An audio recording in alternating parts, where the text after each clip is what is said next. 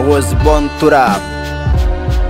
Nilisoma naye Mchizi Manyoni primary, kwao zilikuwa nyingi na Chumani Shani Mali. Alikuwa rafiki dhati, tulifana kila hali kila safari, nilikuwa naye kila mali. Alinisini achotoro darasani nihudhurie, nisiwe mchoyo nikiwa nacho niwagawie. Ndugu zangu wa karibu maskini niwahurumie, nimwombe Mungu sio jitu magoti nilipigie. Jasiri wake ulifanya namini akise macho, alikuwa makini na mahiri wa kila jambo. Nilimpa ushauri hakutupilia kando, pale skuli wengi walijua sisi ni kulwa na doto. Tulivyoivana mpaka mashati tunavaliana, tukiwa tunatoka shule mabegi tunabebiana. Sikukuu mtoko moja, pamba za kufanana, suruali za kisoja na kofia aina ya Pama. Kila muhula hakuwahi kushuka tatu bora, muhuni kila pepa ni madudu nayochora. Hakunikataa pacha, kila kitu kwake poa. Alizidi kuniasa nikomae by order mpaka kidato cha 4 nilimaliza naye. Nilikomaa kiume ila Mungu hakupanga, nilifeli yeli faulu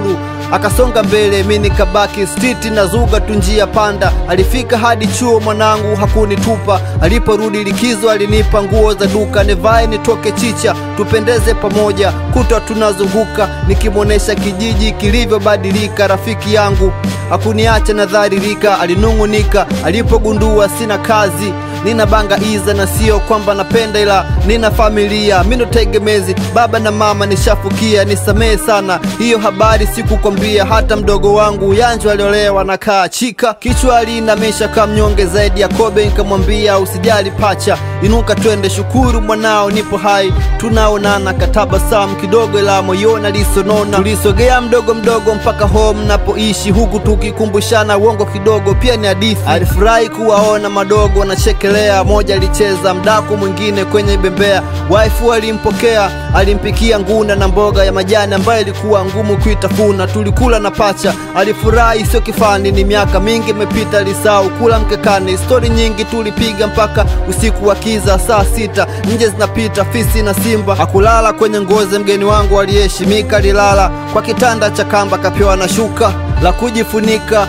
Hadi asubuhi kukakucha, kwenda kuoga mtoni nikampeleka. Huyu pacha alikuwa mwoga, desturi alishaanza kuzisahau. Aliniambia elimu yake haifanyi aishi mjini, michongo ni mingi, nigange niache umwinyi. Akanishauri tukaishi tauni, maisha ni rahisi na nijua vema swaiba wake sio tozi ni mbishi. Kweli nilimsikiza ushauri nikaushika, nikamwaga waifu nenda mjini kutafuta. Usilie mama, kila baada miezi nitakuja na pesa ya matumizi, usijali nitatuma.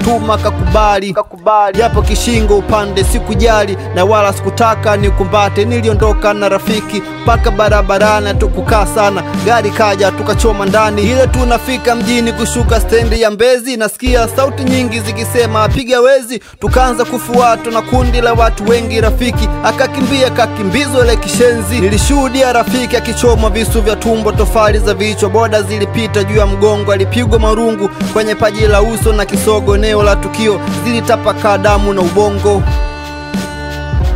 Nilishikiliwa na polisi kituo cha kati kwenye Karandinga mpaka Oysterbay Masaki. Maswali niliyoulizwa yalinipa wasiwasi, vitambulisho vya mwanajeshi mliyemuua viko wapi?